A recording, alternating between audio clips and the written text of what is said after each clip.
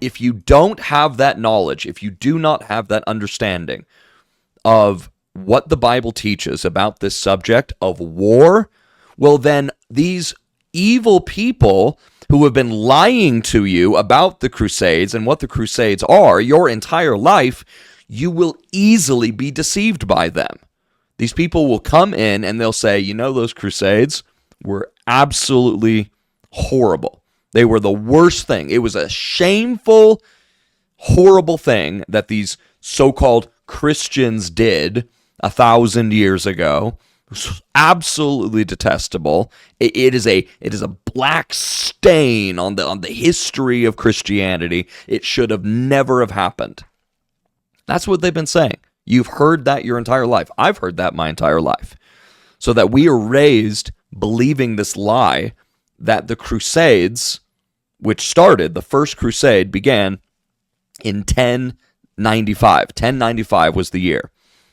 But why? We always need to understand the historical context as to why the Crusades happened.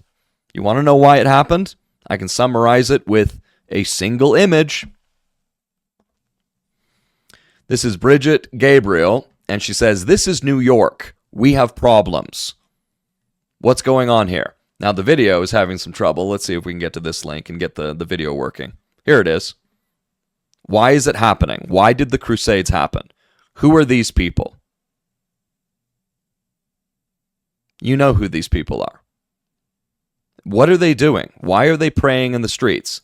It says here, there are 581 mosques in New York, which in and of itself is horrendous. Where our nation of the United States of America is already inundated with these people and their mosques and their, quote, religion. That is not a religion. It is a cult of death masquerading as a religion. And not just masquerading as a religion, masquerading as the religion of peace. You want to know what the 4 horsemen of the apocalypse are? I mean, it's revealed very, very plainly in the book of the Revelation what the 4 horsemen of the apocalypse are. You see it all the time being waved all over the world by these Islamists and by all of these useful idiots on the political left that have joined themselves with the Islamists, and the Islamists are just using these people for their idiocy. It's like, okay, we can use leftist ideology to bring about this conquest, this jihad of all of the world, so that Islam has dominion, that Allah, our God, who is just aka Satan, has dominion over all the world. Sure, they'll be the first to go once we have dominion, but for the time being, they're useful idiots and we can use them. What are they waving throughout all the world? The flag of, quote, Palestine. The white, the red, the black, and the green. What are the 4 colors of the 4 horsemen of the apocalypse? Revelation chapter 6. You have white being the first horse. And he's riding in, the rider comes in with a bow and arrow, and he is called Conquest. What does jihad mean? Conquest. That's literally what it means. What is the image of whiteness? It's always this image of purity and also peace. You wave the white flag. Peace, surrender. We have peace. But it's masquerading as peace. The horse and its rider are called Conquest. They are called jihad, masquerading as whiteness, masquerading as peace. But then you have the second horse, red, and the rider with a sword for war. What's the third horse and its rider? Black, a black horse, and its rider has a pair of scales to weigh in the balance, and it speaks concerning economic turmoil and famine. What about the final horse? A pale green horse, and its rider is death. Death. And hell followed after him. Yes. 4 horsemen of the apocalypse. White, red, black, green. It's waving all over planet Earth by the tens of millions. We see this flag everywhere now. It's like God is just saying, hello, people. Hello. What do you think this is all about? John saw it. almost 2,000 years ago. He saw it. And here it is. 581 mosques in New York. So why do they still pray on the streets? Why do they do this? Why do they pray on the streets? It's to show that they are dominating us, that they are conquering us. So, getting back to this post from Bridget, this is New York. We have problems. Yeah, we've got serious, serious problems. And I said, we either rise up as Christians for a second crusade or we get conquered. Choose. And I do say, reminder, the Crusades were awesome and fully justified. And yes, they were awesome and they were fully justified. More on that coming up. Now, when I say second crusade, I'm not talking about a literal second crusade, because there was a second crusade, and that was back in 1147 to 1149 AD. So that was, close to 900 years ago when there was the literal second crusade. What I mean by a, quote, second crusade is in this response here. When I say second crusade, my meaning is more of an understanding that a great rebirth of the crusader mindset and courage needs to emerge, or else we're completely done. We need that second crusade, or else we can kiss all the West goodbye. So that's my meaning of second crusade. And it is against these people who are of this death cult of Islam.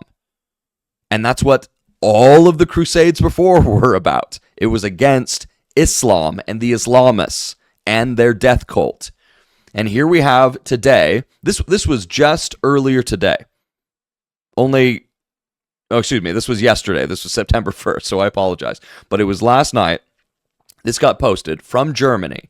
A Muslim Palestinian in Germany, with God's help, that is the help of their Allah, Satan, with Allah's help, we will finish you off. We will destroy the last Christian.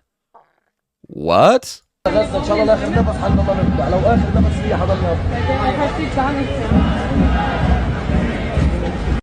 The Muslim in Europe said we would kill all the Christians.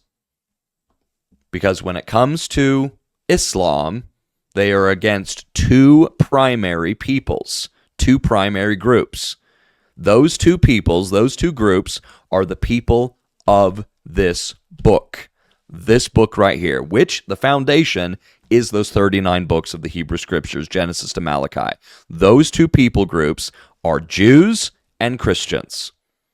And they openly, not just in public, as this individual in Germany did just yesterday, but in all of their mosques all over the world, they openly call for this. They openly call for the death of all the infidels, and they mean primarily Jews and Christians, as there are all of these passages from the Quran that teach this. In fact, just to give you an idea from the Quran, we got all these passages.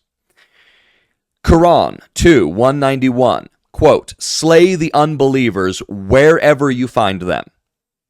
Quran 5:33, maim and crucify the infidels if they criticize Islam. Quran 8:65, unbelievers are stupid. Muslims are urged to fight them, as in, that's the context of that passage. But, quote, unbelievers are stupid. Infidels. Quran 9:123, make war on the infidels living in your neighborhood. Quran 3:28, Muslims must not take the infidels as friends.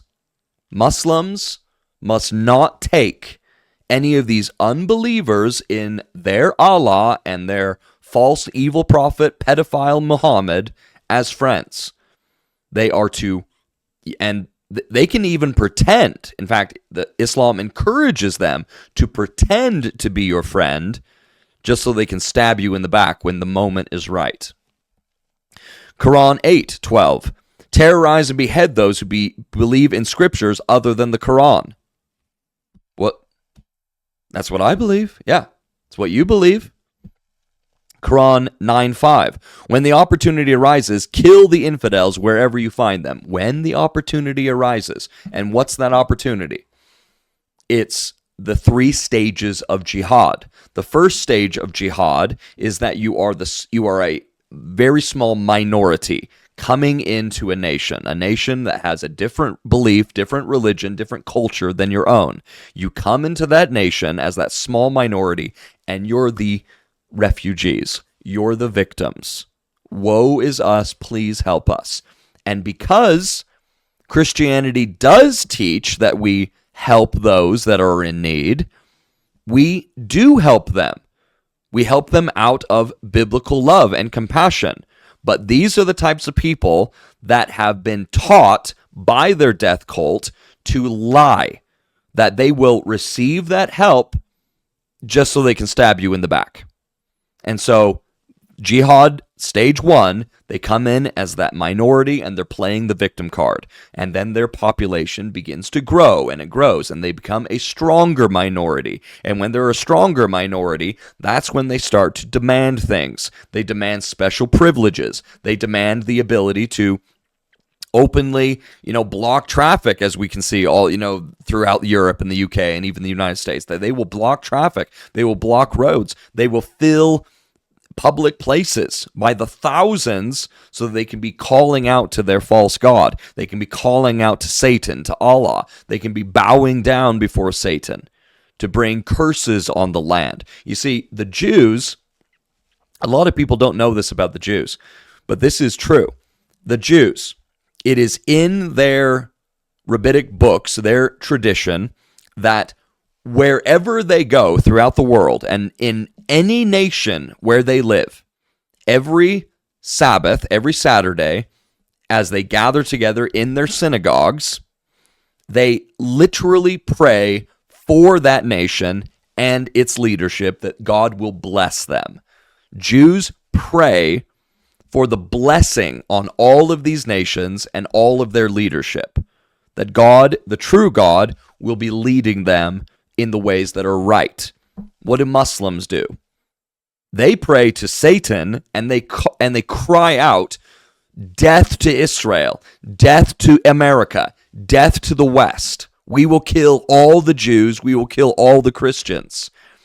Wherever Jews go, they are a blessing to the nations of the world, according to the Abrahamic covenant. Wherever Muslims go, they are a curse. That is the difference. Muslims go into these nations not looking to be a blessing to that nation, but to ultimately conquer that nation and destroy that people and its culture. And so, stage 2 of jihad is where they begin to demand those special privileges and special rights and laws on their behalf. Then you get to stage 3 of jihad, which is they've become a strong enough minority or even a majority. Then you're talking about Sharia law. Then you're talking about actual violent invasion, conquest, where they're going to be putting a knife to your throat saying you either convert to Islam or you're dead. That's how it happens. That's how it works. Islam has been doing it for the past 1,400 years. It's how Islam spread so widely in its first 6-7 centuries of existence, from the time of Muhammad up to the point of the First Crusade. The First Crusade, which started in 1095, was to fight against Islamic invasion. It was to fight against the death cult of Islam. That's what it was all about. I used to think the Crusades were evil, right? Bloodthirsty Christians killing for religion. But learning beyond what I was taught in school made me rethink this entirely. Thread on why the Crusades were justified. How about some actual truth for you? The most basic information changes the entire situation. Before the Islamic expansion starting in the 7th century, the Holy Land was full of Christians and other religions. Primarily Christians, Jews, and then as well as nomadic peoples. And even Persians, like Zoroastrianism was, quite spread. It was spread throughout the region, to a great degree, as it shows, right here in the yellow. Their belief, among the ancient Persians was that Zoroastrianism. So the Crusades were not a conquest, but a reconquest. It was to seek to take back land that had already been taken from them by who? By the Arabs, by the Muslims, by the Islamists. Expansion of Islam captured historically Christian, Zoroastrian, and polytheistic land. If you zoom on this map, it shows you the years of the battles. How can the Crusades be uniquely evil when they attacked land that was Christian just a few hundred years prior? Starting right here in the Saudi Arabian Peninsula with Muhammad in the 7th century, by the sword, by conquest, by jihad, by savage and barbaric practices, Islam spread widely, spread throughout that entire peninsula, spread up through all of these historic Jewish, Christian, and polytheistic lands, spread throughout all of Persia to destroy Zoroastrianism, spread throughout all of northern Africa, and then up into Spain. This map shows the battles Islam fought over the centuries to expand into mostly Christian territory. Muslim conquest battles over and over and over throughout the entire region. But how about the Crusades? Battles against Muslims during the Crusades. The Crusades were much smaller in scale than Islamic Caliphate expansion. Much, much smaller. And yet, this is what we are taught was evil. This is what we were taught was wrong. This is never even mentioned. The Muslim conquest, never mentioned. So a reminder for you. If you already knew, great, this is a reminder. If you didn't know, well, here's the truth coming right at you. The Crusades were completely justified. The First Crusade began in 1095. Now that was 460 years after the first Christian city was overrun by Muslim armies. That was 443 years after Muslims plundered Italy. That's 427 years after Muslim armies first laid siege to the Christian capital of Constantinople. That was 480 years after Spain was conquered by Muslim armies. That's 380 years.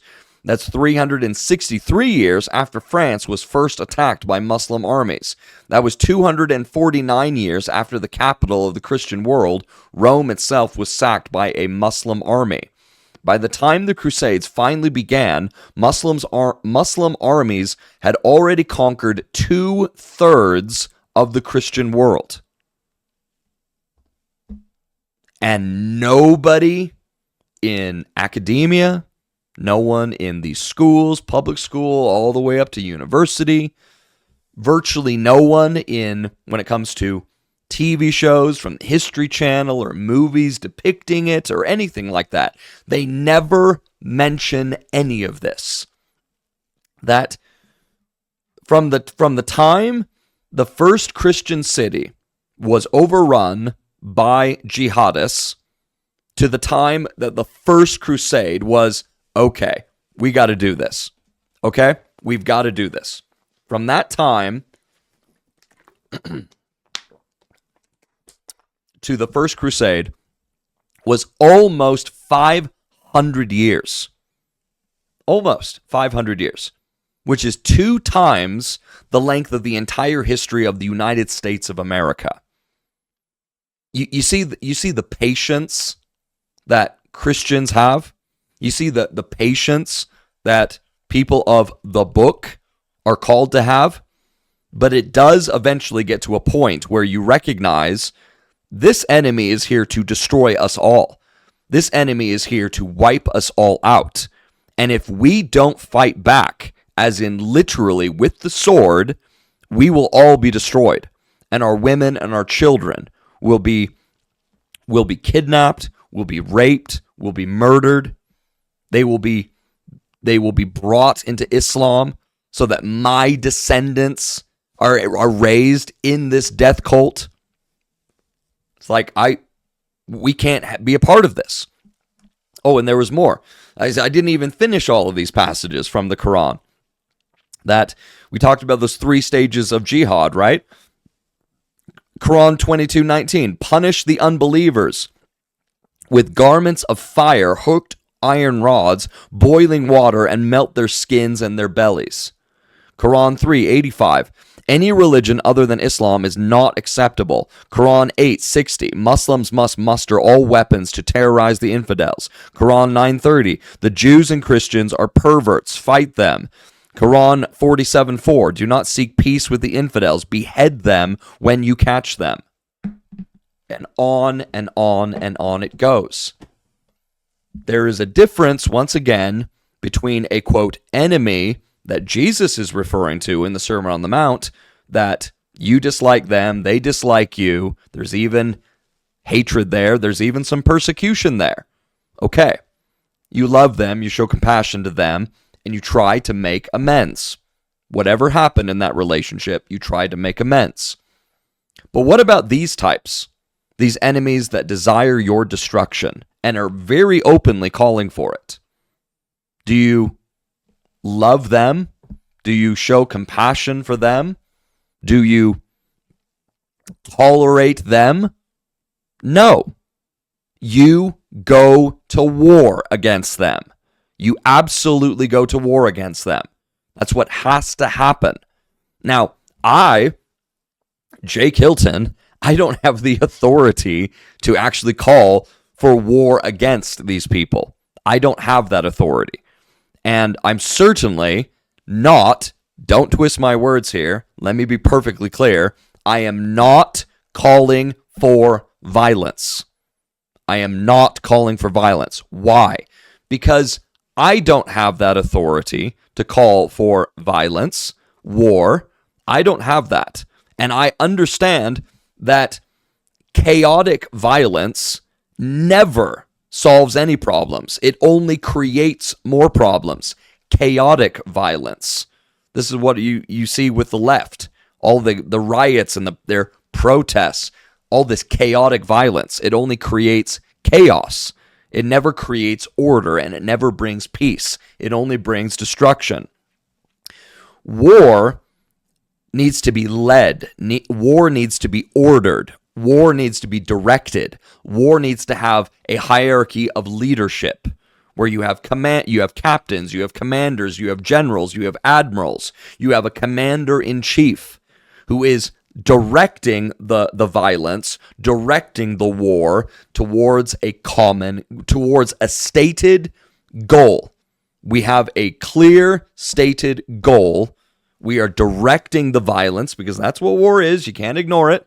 That's what war is. War is violence. But you have to understand that difference. There's chaotic violence, which only leads to problems, only leads to chaos and destruction. But there's ordered violence. There is directed violence, which can and does lead to peace if the ones directing that violence, that war, are agents of peace, are peacemakers.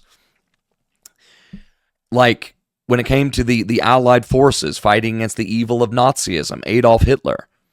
You see, and this is something that I've stated in previous videos, I state again, that the Jews were not liberated from the death camps of the Nazis by a bunch of, quote, tolerant Christians, bunch of flower hippie children who are just peace, peace, war,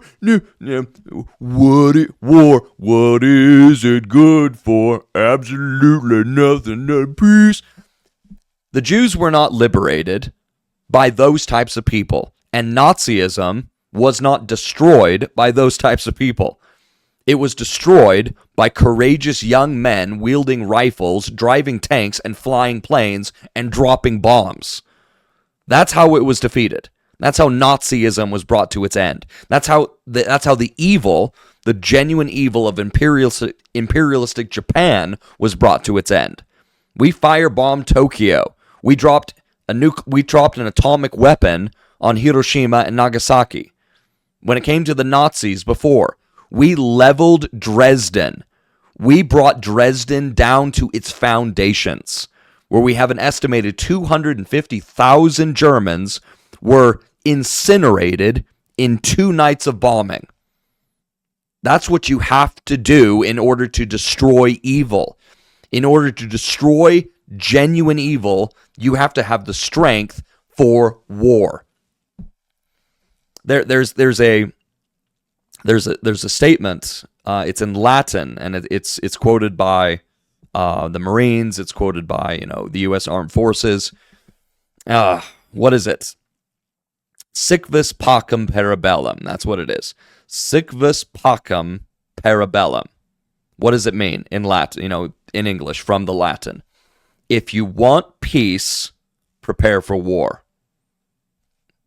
If you want peace, which we all do, I know I do, because blessed are the peacemakers. But if you want peace, you better prepare for war, because there are genuine evil people, evil forces, evil death cults in this world that we have to rise up against, or we will all be destroyed if we don't. And so, stress that point. Don't twist my words. I am not calling for any violence. I do not have the authority to do so. I am simply acknowledging the truth and the reality of the grim situation we are having that is right before us in the West. Europe, UK, Australia, New Zealand, Canada, the United States. This is the very grim reality we are facing. That we either rise up against this, and we would only be able to rise up against this if we had the leadership to direct it. Those in authority to direct such a thing, they would have to lead it. They would have to lead that charge of mass deportations. And if they're fighting against it, okay, well then you got to go to more extreme measures. Okay, that's their authority to make such decisions, not mine. I'm simply pointing out the reality of our dire situation. But when it comes to the First Crusade, once again, it began in 1095, and that's 460 years after the first Christian city was overrun by Muslim armies. And so I say, you've been lied to all your life about the Crusades. They were and are 100% justified. The Crusades were the appropriate and righteous Christian response to 7 centuries of brutal Islamic aggression, invasion and conquering of Christian lands, slavery and raping of Christian women and children, and acts of barbaric piracy. The Crusades literally saved the whole of the West. If it were not for the Crusades, we'd all be speaking Arabic and worshiping Satan, aka Allah. If it were not for the First Crusade, which captured Jerusalem in 1099, the Second Crusade, which was a response to the fall of Edessa, Third Crusade, famous for Richard the Lionheart and Saladin, Richard the Lionheart of England and Saladin of the Muslim nations.